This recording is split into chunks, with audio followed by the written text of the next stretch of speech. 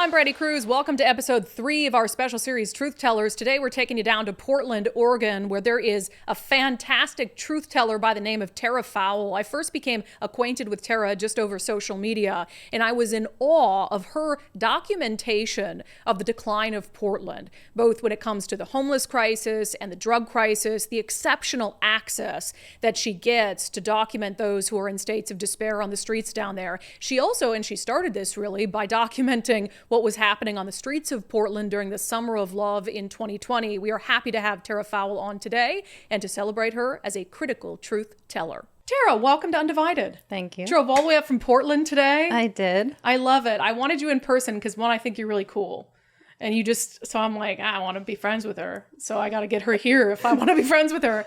I don't know how I came across your stuff. I think the algorithm just fed it to me. And now I get it all the time. Cool. And I love what you're doing because it's just, you can't dispute it. It's pictures, it's video. You would be surprised. Well, I'm sure there are people dispute it. We'll talk about it. But it to me, that's the most powerful form of truth telling because you're not doing what I do. I mean, I give my opinion. This is a picture. It's a video. So how did you get started in documenting what was happening in Portland? It was a little bit of an accident, actually. Because I've always been into the arts. So, for instance, I paint portraits, I draw. I would sew clothes for my kids. And I've always liked taking pictures, but it wasn't really a thing of mine. And then to go along, I guess, with the truth-telling theme here, in 2020, everything was falling apart.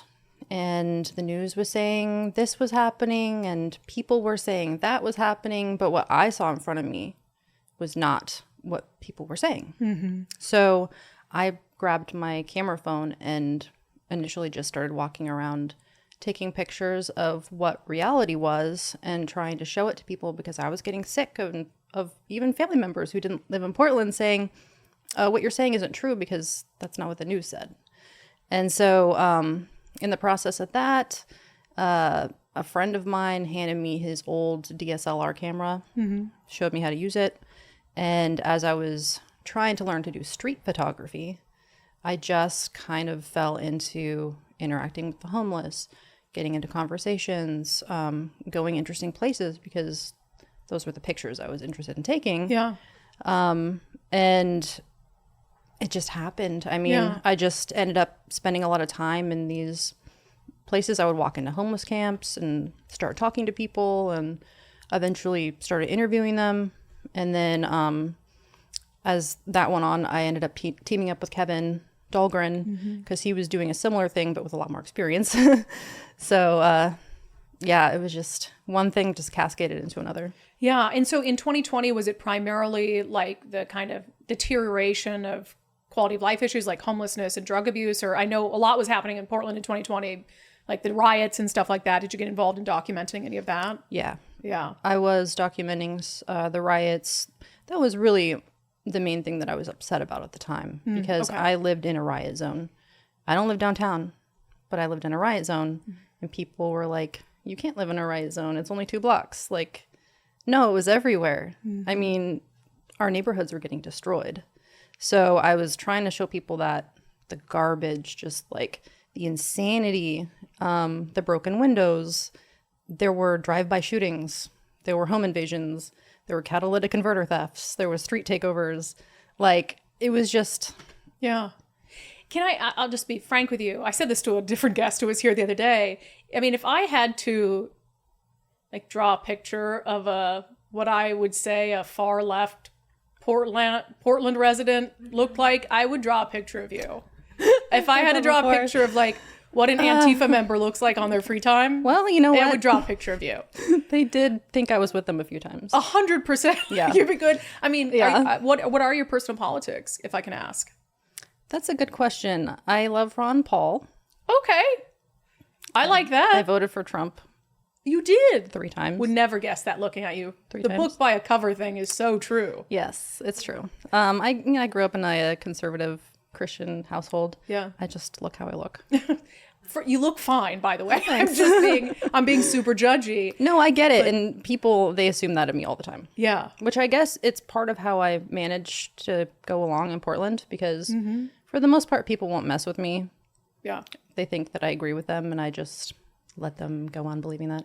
Yeah, I'm curious to what extent you're able to get away with that anymore because, you do have a social media presence. You're out doing these things. So how has I know you have the same, kind of Antifa types that we have in Seattle. Yes, we do.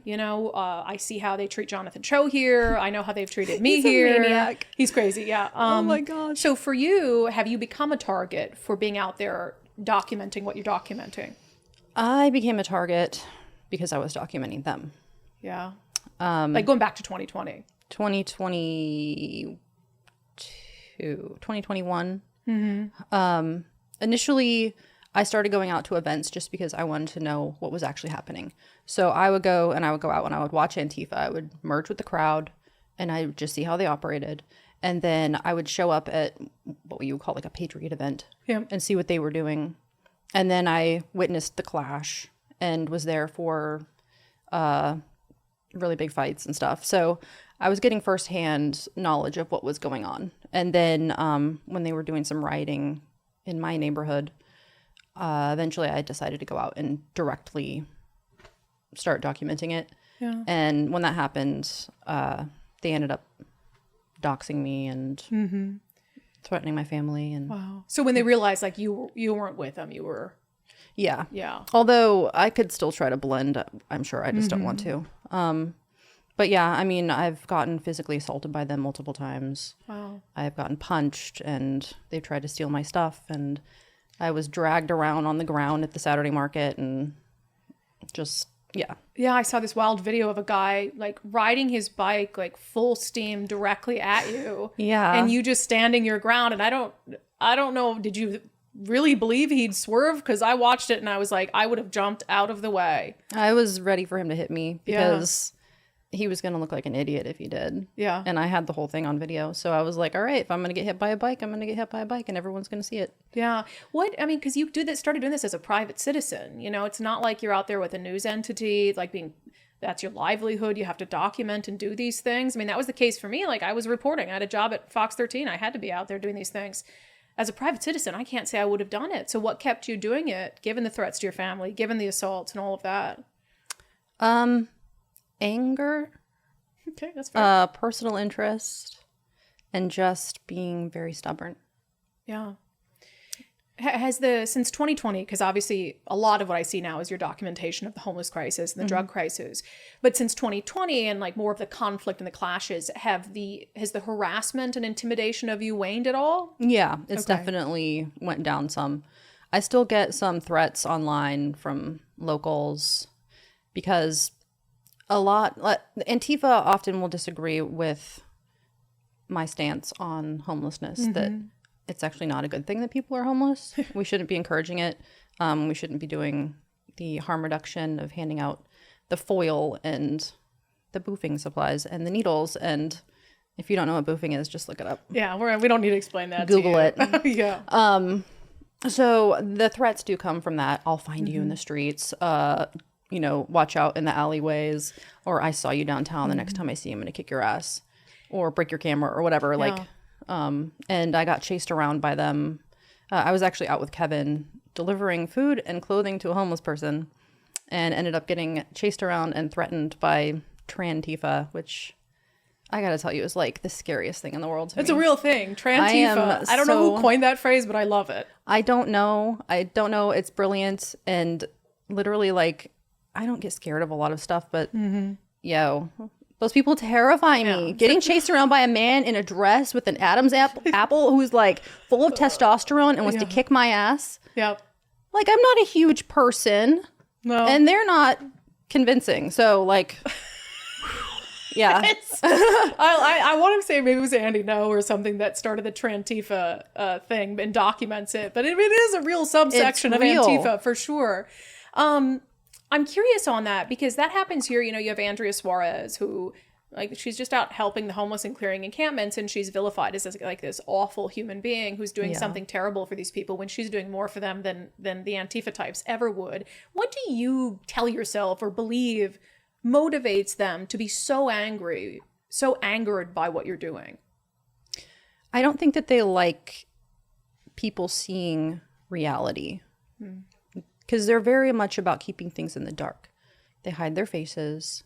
They're very secretive, and they like to have people believe a certain worldview. So that's why they don't want people with cameras when they're doing things, or because they want to control the narrative. Yeah. So if you're out there and you're countering a narrative that they want to perpetuate, they hate you. It's fascinating though, because I've never seen a group of people so eager for attention, right? Yet who pretend so much like they hate the attention. That's true. It's fascinating. You're out there dressed as ninjas, you know. I know. You're desperate for attention, or the Antifa. So talk about when you go out to document a homeless encampment or an area of town. How do you pick it? How do you go about like deciding what you want to go document that day? Sometimes it's just we haven't been to this area, so most of the time that I'm going out now is often in tandem with Kevin. He's doing video. I'm doing photos. The two of our personalities mesh very well with the homeless community. We built a lot of trust with them. They kind of all know us. So we'll either say, all right, well, we haven't seen our people in Chinatown recently, so we'll go there. But often it's just, we haven't been to this place recently. Let's go see what's going on over there. Or someone tells us, because we get information from people sometimes. Yeah. A lot of times it will be that we're looking for a missing family member. So we'll ask around, find out that person is probably hanging out on 122nd Avenue. So we go over, and whatever happens. It's often usually like things just happen. Can I ask you about that? Because I saw this, I was following this thread of yours with this young woman who you were able to basically, you put her picture out, you were able to, somebody located her family and they came and scooped her up. Can you tell that story and where is she now? How did it end? Yeah, I would love to tell the story. Undivided is sponsored in part by Future 42, making Washington a place for all to prosper. If you're frustrated by the results of the last election or frustrated by the direction of what's happening in Washington state, sign up for Future 42's newsletter to be alerted to opportunities to turn that frustration into action and actively get involved in making our communities and our state a better place. Future42.org, future42.org. We all know that it's a difficult political environment for landlords, big and small, in Washington state, with new restrictions, new bills, new requirements, new taxes. You need to make sure that you have someone in your corner as a landlord to help you navigate this environment. Become a member of RHA today, the Rental Housing Association of Washington. RHAWA.org, RHAWA.org. It's about $260 a year. And not only do they advocate for landlords every single year when it comes to policy-making decisions, so you're helping when you become a member with that kind of work, but they're also going to be in your corner as a landlord, help you navigate the legalese, the difficult world of regulations that can vary city to city, county to county, and obviously state to state. So especially if you're a small to mid-sized landlord and you don't want to go it in this political environment on your own, become a member of RHA today. RHAWA.org, RHAWA.org. All right, the new year is upon us. That means you might be making some sort of New Year's resolution. How many of you are planning on making a New Year's resolution to lose weight or get healthy? We particularly feel that pressure after the holidays because, let's be honest, there's a lot of food intake involved in the holidays, and you might be feeling less than ideal, like you put on a few pounds, low on energy. Well, I have something that you can do for yourself today. Schedule a free 15-minute consultation with Dr. Ryan Coogan and his team over at Eastside Weight Loss Clinic. I lost 30 pounds in 2 months on the Eastside Weight Loss Clinic program, and I've been able to keep it off for 2 years through some simple, healthy lifestyle changes. There's no drugs, no injections, no strenuous workout routines. They just teach you what to eat in the right portions and how to take steps to keep the weight off for life. So do what I did, what so many other Undivided viewers and listeners have done. Schedule your free 15-minute consultation with Dr. C today. EastsideWeightLossClinic.com. That's EastsideWeightLossClinic.com. Ariel is a young woman who, she's 27, I believe. She had been living in the same tent in the same spot in Portland on Burnside in a very, very public place in the middle of a sidewalk for months. And there would be, you know how camps get posted? There would be a green sign that says you need to move by this date. She would get posted, she would take it down, and nobody ever made her move. So in the time that I started interacting with her between the beginning of this year and now, so for a year, I've watched her just fall apart. And when she first showed up, you could tell that she had definitely some mental health issues. So you can't hold a conversation with this woman. Her brain is addled. She's on drugs. But the city just leaves her there to fall apart. You know, she's getting sexually abused. She's doing drugs, you know, like all the gambit, whatever. So, but she was doing okay. Then I watched her get worse and worse and worse until recently when her tent was so full of garbage and so surrounded by rotting trash and rats and bugs and birds and whatever that she could barely fit in the tent. She was like sitting on top of a pile of garbage and her head would poke out of the top of the tent. And I would stop and I'd be like, "Hi, Ariel, how are you doing today?" And she would poke her head out and say hi to me and I'd bring her some food or whatever. But it just got so bad and it was getting cold that I'm like, she's going to die. She's going to die out here because she's running out into the street sometimes. She's assaulting random people because she thinks that they're rapists and they're going to eat her baby. And I was like, all right, well, if nobody's going to do anything, I'm just going to do something about it because people see my photos and they usually reach out to me. Yeah. That's my son. That's my cousin, whatever. And I was like, well, if people see my photos in that way, then I'll just do it the opposite way. I'm going to put her photo out and ask people to find her family for me.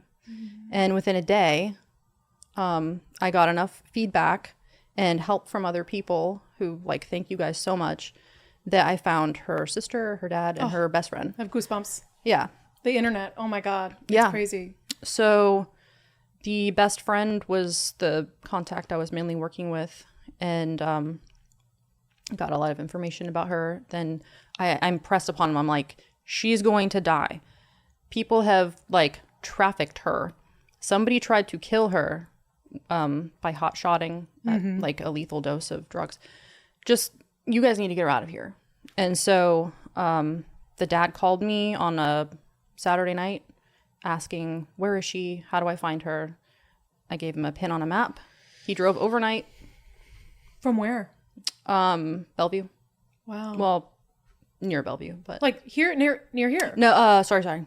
Bellingham. Oh my gosh, yeah. And so then I got another call on Sunday morning and they're like, Ariel's taking a shower and we're feeding her breakfast. Oh my God. And I was like, are you serious? You got her to leave? Like, that's amazing. Yeah. Because I thought it would be a fight.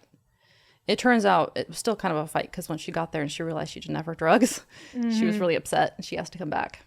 And I was like, you can't send her back here. No. By no means is anyone driving her back to Portland so she can die. Yeah. If she wants to be homeless, let her be homeless there because then the law is actually going to do something about it and she'll get care, which is what happened. So had the family or friends been looking for her? Did they know she was living on the streets? They didn't know where she was. But they knew she wasn't in a good place, I imagine. They knew that she had made some bad decisions. I don't know the full extent of what they knew, but they didn't know where she was.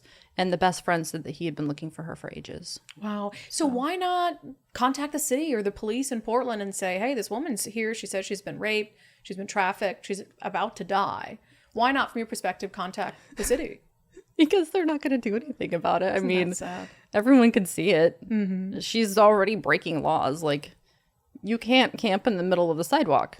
Yeah. You can't hit random people who are walking by. At this point now, you can't smoke meth in public. You could for a couple years. You could, yeah.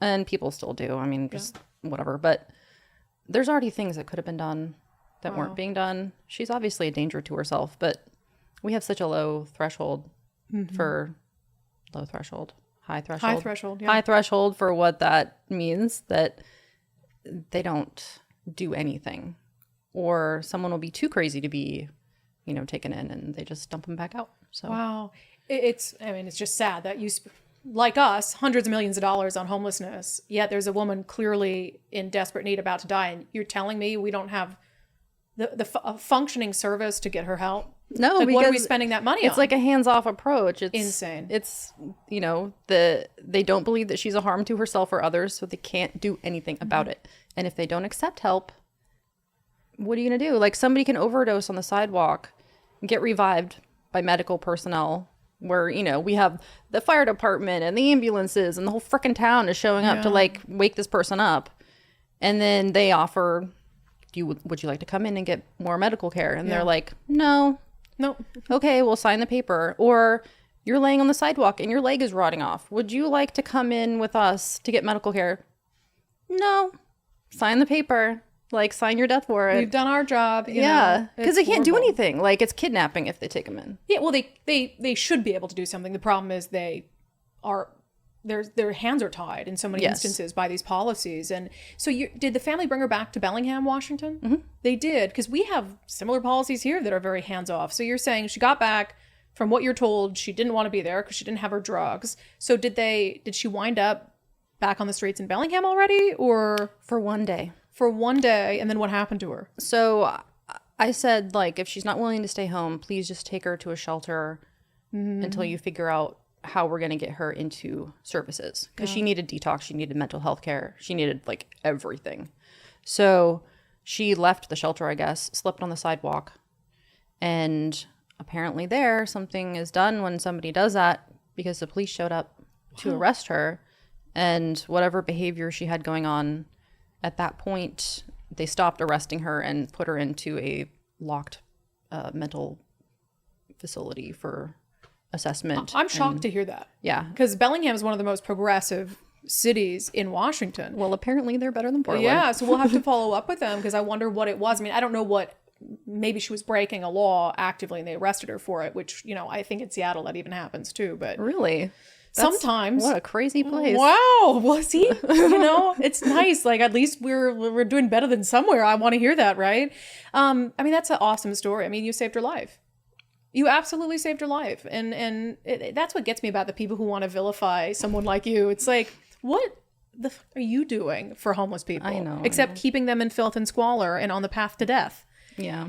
You, some of your pictures are just remarkable, because you have these homeless individuals or drug users who will let you actually take pictures of them as they're abusing drugs. I mean, what do you have to, is it just that trust that you've built with them, or? I guess so. I've been doing it for a couple of years. Yeah. I would just walk up to people and be friendly and talk to them about this or that, and they would light up, and I would say, would you let me take a picture of you smoking? Mm-hmm. Okay. Well, and it's not just like, it's not, I don't want people to think it's like the National Geographic, like, you know, with the starving kid that they pictured who was about to be eaten by a bird, because you also have been out there helping them. Like, I mean, that Ariel is a great example of that. So, I mean, when do you kind of make the decision about, like, do I offer some sort of help, whether it's food or clothes or something, to this person, or is that just part of it? Like, are you packing it around? Like, I am packing it around. Yeah. My car is a mess. Yeah. The whole back seat is full of coats and socks and hand warmers. The trunk is full of food, and for humans and for pets, because now, like, we're feeding dogs and cats. Yeah, I saw a story about a cat the other day. You were trying to figure out where the cat was. I actually stopped there this morning on the way here and climbed down a muddy hill. This is why I'm dressed like this, to see if the cat needed food. And there was a guy down there shaving and burning pot leaves over a fire, and we chatted a little bit, and then I left. Yeah. Who's paying for that? Who's paying for the coats and the food and the... It's a combination. The coats mostly were donated to me. Mm-hmm. I threw an event for fun recently and asked people to bring me coats and socks. So sometimes I just go to Costco and buy them, because, you know, you can get something decent for cheap. Yeah. And people send me donations for, sometimes they say for pet food or for feeding people or for socks or whatever. So I'm able to just assess people's needs if they ask me for something when I'm out, or I offer, and I just, you know, keep filling the car with whatever I'm running out of. So yeah, that's awesome. Do you get the sense, so in Oregon, voters decided to decriminalize drugs. That was 2020. 2020. It was a disaster. And I mean, I'm assuming you didn't support that to begin with. No, although everyone thinks I did. Yeah. Why do they think you did? look at me. Well, see, I told you. Yeah, look at me. No, but then I'll post things Yeah. online and they'll be like, well, you voted for this. And I was like, like, "No, I how do didn't." you know what I voted for? Well, look at you. Yes. No, I didn't. So that happened, and that was just wild. I mean, we de facto did, but we didn't full blown, do it. And voters certainly didn't do it here. So what did you see the real time impacts of that decriminalization do on the streets of Portland? It was just a freak show, really. I mean, it was like the gates of hell broke open and you have people that are acting possessed.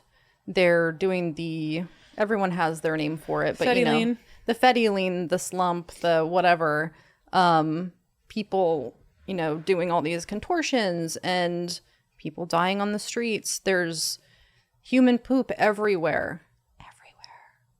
And I was taking pictures of it because I was getting sick of it. I'm like, look at this. We're not supposed to live like this. And people are like, how dare you show us that? Or that's not really happening. Yeah, Jonathan Cho got his YouTube account suspended because he posted a video of a man just Pooping everywhere. pooping, like actively pooping, which I think is why. But I mean, it's like if you can't show people this, they don't believe it. No, They and don't then when you believe how do bad show it them, is. they get mad at you. They're like, Yeah. why would you take a picture of that? Yeah, exploitation. How dare you? or- Yes, you're shaming this person. I'm like, they're not shaming themselves by pooping in public. Oh my gosh. Yeah. So yeah, it was like hell. Hell broke loose. It's like demons and poop and drugs and death and people having sex on the sidewalk and naked people, and it just exploded all at once. Yeah. And people were coming here from everywhere. And I would ask people where they were from. They're not from here. And I would ask why they're here, and they were like, so I can do drugs. Easy. Duh. I mean, of course. I love duh. when people deny that happens. I know. That there's a transient population that comes here because they can get free stuff, do drugs. No one's going to bother them. Yeah. No one's going to move them. So what was it, even in a deep blue city like Portland, and I guess it was statewide, that woke them up to the realization that that experiment did not work? Enough people saw, and enough communities were affected, because it wasn't just Portland. It was everybody who had some kind of services to offer in their small cities or towns. Yeah. And their libraries were getting overrun with, people doing drugs, or their parks. So it spread far enough that people realized this was a mistake. We were fed a lie because they were told that there would be more mental health services and detox facilities, and that we would be putting the money towards that instead of incarceration. But that didn't happen, and they didn't set anything up to do that before they decriminalized it, and then they didn't do anything afterwards. Yeah. So it's like they lit a freaking bonfire of just insanity and walked away.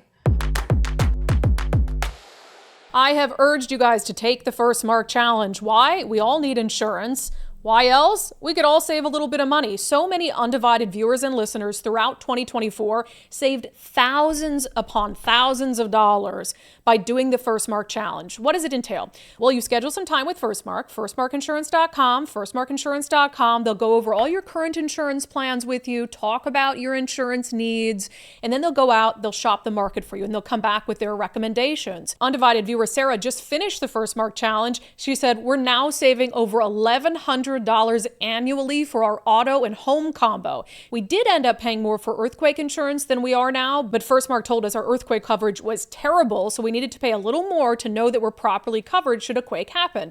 She said, I'm so glad I finally talked to them. My only complaint is that we should have made this change months ago. And I hear so many stories like that. So don't wait. Take the First Mark Challenge today. Firstmarkinsurance.com, firstmarkinsurance.com. The very best part is they work for you. Did you notice how the market responded right after the election? Are you happy with how your retirement portfolio is positioned? Is your portfolio actively managed? Well, maybe it's time to get another perspective. It's always smart to get a second opinion when it comes to critical health decisions. Zach Abraham, Chief Investment Officer at Bulwark Capital Management, feels it's no different when it comes to the health of your retirement portfolio. You can get that second opinion with Bulwark's free Know Your Risk Portfolio Review, where they'll cover the impacts of the election, an outlook for 2025, plus a full reveal of how Bulwark is always looking for opportunities to lower risk, lower cost, and give your retirement as much upside as possible. You only get one retirement. Get a second opinion. Schedule your free portfolio review now at knowyourriskradio.com. That's knowyourriskradio.com. The real estate market has been pretty slow, but that doesn't mean that you can't still get a great price for your home. So if you're thinking about selling your home in 2025, reach out to our friend Wes Jones of sellwithwes.com. Sellwithwes.com. Wes and his team have an innovative marketing strategy to make sure that your home stands out when it hits the market. He can also help make sure that any cosmetic upgrades to your home are made. He can manage those projects. They can even help you pay for it up front through something called their Listing Boost concierge service. So make sure you check that out. Go to their website, sellwithwes.com. Start by using their home value calculator to see how much your home is worth. It might be worth more than you think. Sellwithwes.com, a better way to sell your home. Well, similar to the defunding the police debate, where they said, and I've said all along, I love the idea of defunding the police. If we live in a utopia and we don't need police, absolutely. I'm limited government, so take some of those funds if we don't need them, but that's not the situation we're in. But they defunded the police to go to alternatives, and they never had alternatives. Even they didn't even have the concept of what the alternatives would look like, which makes no sense. So did things gotten, I mean, I know they're still bad because I see your pictures, I see your videos, but are they better than they were at whatever the depth of the worst part of it was? Yes. They are. Yes. And how does that manifest? How can you tell things are better? There's less bodies laying around, I guess. I mean, that's a good indicator. You walk around and there's just less people like laying on the sidewalk. Maybe it's just because it's winter and they're in their tents. I don't know. But the city has been very proactive in moving people around lately, but I don't know where they're moving them to, because they were supposed to be deflecting people into some help. So they would get arrested for being camped, and then they would get put into, you can go to like jail or you can get housing. It hasn't really been working. So I don't know what they're doing with these people. I think they're just moving around because you'll find pockets and But I almost think that has, I don't think that's a solution, right? But I do think it has a deterring effect. It does, yeah. Because you're not comfortable. It's like, no, we're not going to make it comfortable for you to sit in this tent in front of a storefront and do drugs and die. Yeah. And so to me, it's like those people from out of state, okay, well, maybe I don't go to Portland because they're just going to bother me every 3 days or whatever it is. It seems Ted Wheeler, I want to talk about something he said recently that pissed me right off. Teddy. Yeah. But he seems to have, since 2020, come back to real life a little bit. Is that a fair interpretation? Did he wake up a little bit from the far left nuttiness? I can't say. I don't know what's in his heart. Yeah. I feel like he is a people pleaser and he just wants to do what he thinks people want. So he may not have been all about the far left thing. I don't know what it is he actually thinks. He seems like a people pleaser and generally a nice guy, but with no backbone. With no moral compass. I can see that, because I think that is kind of our mayor as well. It's like, what's politically palatable? Because he was kind of cheering on the riots to a certain extent. I mean, he was excusing them in large part. And he came out this week, he's doing his sort of farewell tour on the media. And he absolutely went a full-throated attack on the far left political violence and what his family went through. And I watched that and I was just like, where was that 4 years ago? I know. There are things that you just can't say, I guess. It's political. It's terrorism in Portland. Yeah. I mean, people are just terrified to say certain things, especially if they're in office. But, once you're on the way out, you can say it. I'm going to guess that he's probably going to move really far away. Well, he talked about his family being targeted, which I never condone, but like, it's kind of this woe is me, I was targeted. And it's like, well, your lack of a backbone allowed other people to be targeted. So I just don't feel bad for you. My family was targeted. Yeah, it's you condone it. It's simple.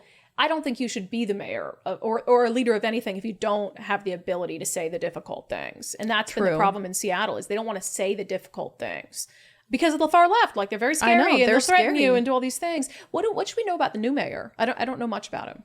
Keith Wilson is not a politician. Yeah. He's a businessman, and he made a lot of promises about solving the homeless situation. I've talked to him a little bit. He actually used some of my photos for his campaign. Oh, nice. And because of the weird ranked choice voting craziness that we have there now, he ended up winning. And it was kind of a surprise, though. I think everybody thought Renee Gonzalez was going to win. And there was some kind of out-of-state dark money that funded a campaign against Renee Gonzalez. Okay. So there were posters all over that said, don't rank Renee as like in your ranked choice voting. Okay. So some dark horse named Keith Wilson made his way in. We'll see. Yeah. I don't know. Well, I mean, I've heard from the people who I think are more sane that they're optimistic. And I think having a business-minded person is always good because you're like, the businesses have been so devastated by all of this stuff that's going on. So somebody who actually understands like businesses aren't the enemy, maybe that's a good place to start. But, hopefully. Yeah. Hopefully. So what is the kind of, is there an end game for you? Is there do you get paid to do this at all? No, I mean, every once in a while I'll do something for like a political candidate. Yeah. What's your job? I'm a housewife. Well, that's awesome. I have homeschooled kids. And your husband's okay with you out traipsing through homeless encampments? And well, here's the deal. It's preferable to me getting beaten up by Antifa and going to riots. So it was like the riots were so bad that homeless people seemed safer in the end. I agree. I would rather go into homeless camp than into a crowd of Antifa. I do agree with that. Yeah. He's got to be, my husband would be like, not on your life. He's been patient. Yeah. I mean, and it kind of came out of nowhere because honestly, I have 4 kids. They're all homeschooled. None of them, we don't even hire babysitters. So it's like, I was at home with the kids full time for over 10 years. I mean, I just didn't go anywhere or do anything. And then 2020 just kind of unraveled everything. And I ended up with a hobby. And he's okay with it now. There are some stories that I don't want to tell when I come home. Yeah. Like people with guns or whatever. Or how much fentanyl smoke I accidentally inhaled. Yeah. Etc. But it sounds kind of sexist, but like who's watching the kids while you're out with the homeless people? Oh, my husband works from home. Oh, well, that's nice. Yeah. Okay. And I have 2 teenagers. So it's like, yeah, they're a little bit self-sufficient. And yeah, so it'll be like, I'm gone for a couple of hours and I come back and spend 1 million hours editing photos. Man, I think it's really cool what you're doing. I wish there were 100 people up and down the West Coast who were doing that because it's just, to me, like I was saying earlier, it's the rawest form of journalism that there is. Here's a picture. I didn't make it up. It's not AI. No. Like, see it. I mean, what do you think it's really going to take for some of these cities like Seattle, like Portland, like San Francisco to have a genuine wake up and start supporting policies that will actually solve these problems? There has to be some kind of a rock bottom. And I don't know if that means that they lose all the fun things in life. Like, we don't have any good restaurants or businesses anymore because they all left. Or they can't afford to live there anymore because the government is so, like, overtaxing them that they can't live their lives anymore, or their kids get messed with. I don't know. Like, there's going to be some kind of breaking point for every person, but people are leaving. Like, the common sense people are leaving, and the business owners are leaving, and the money is leaving. So when you don't have the money anymore, like, what are you going to do? Yeah. They're just going to make everyone angrier and angrier until they either leave or they vote for something else. But I don't know, man. The voters in Portland are retarded. Like, it's just a sea of retards. And they can't. That is the first time I know the R word's making a comeback. It hasn't made a comeback on our show until now. Well, I was so not. You've pulled off the Band-Aid, which I'm fine with. I can't say the C word, so I did. That's the only swear word. So no, but like, they can't wrap their minds around voting a different way. Like, it's not even in their vocabulary.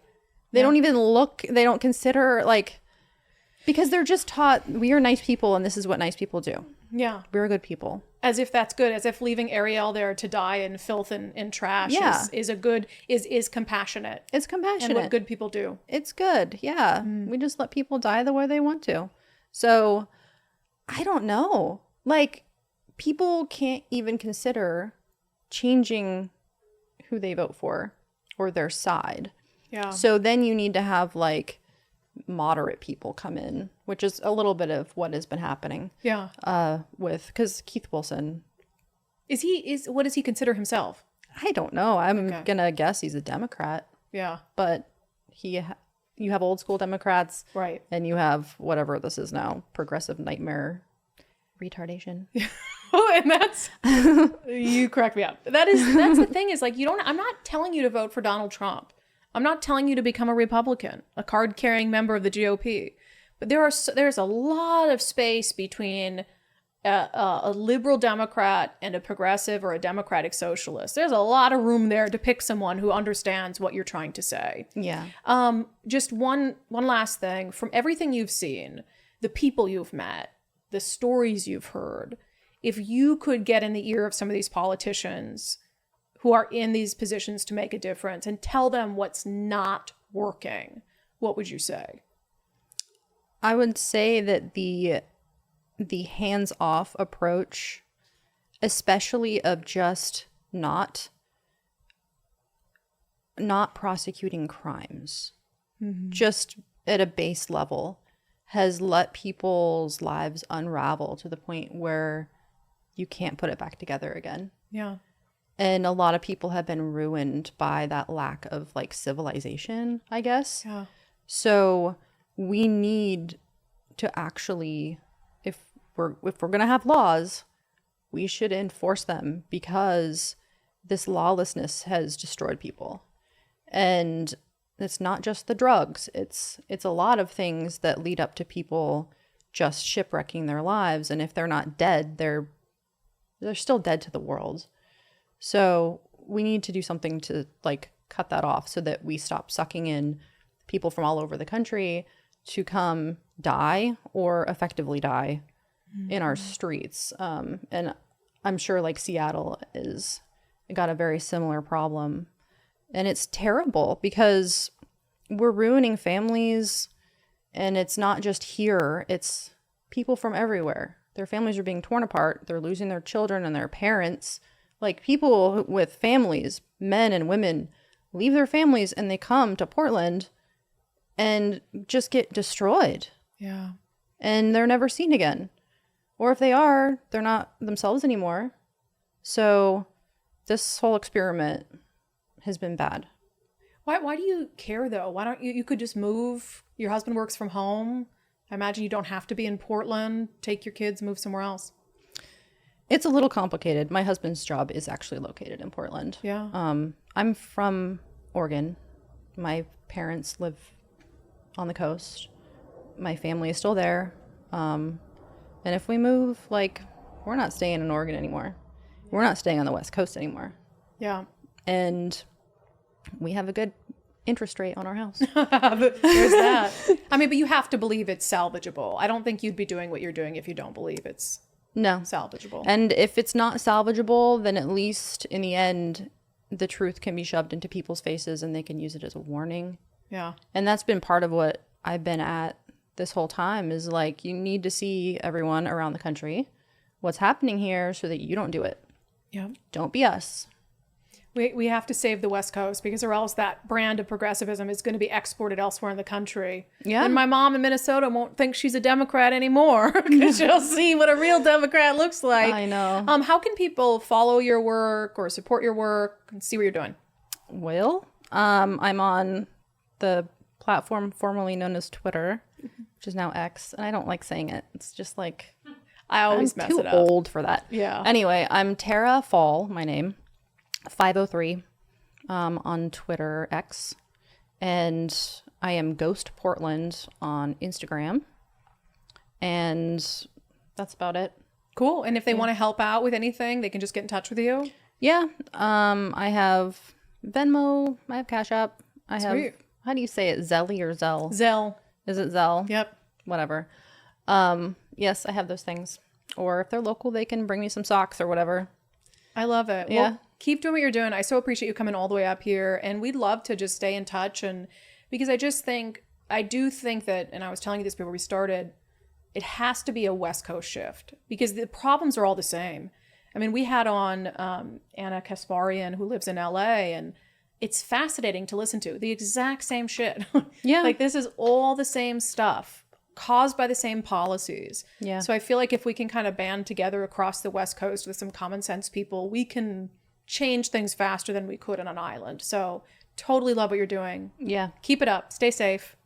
Well, safe-ish. Safe-ish. Yeah. It helps that I'm working with Kevin, so Yeah. he scares people away. Yeah. Stay safe, and we'll be in touch, okay? Okay. That has been episode 3 in our special series, Truth Tellers. I'm really excited about episode 4. We're going to reintroduce you to a young woman named Annalie Wilson. Annalie is 15 years old, and she has become one of the most important voices when it comes to speaking out to protect girls' sports. Annalie is going to join us to tell her story in episode 4 of Truth Tellers. We can't wait. You can watch Truth Tellers for free across all of our platforms, but if you'd like to support our show, you can do that for just $5 a month by signing up at undividedpod.com. That's undividedpod.com.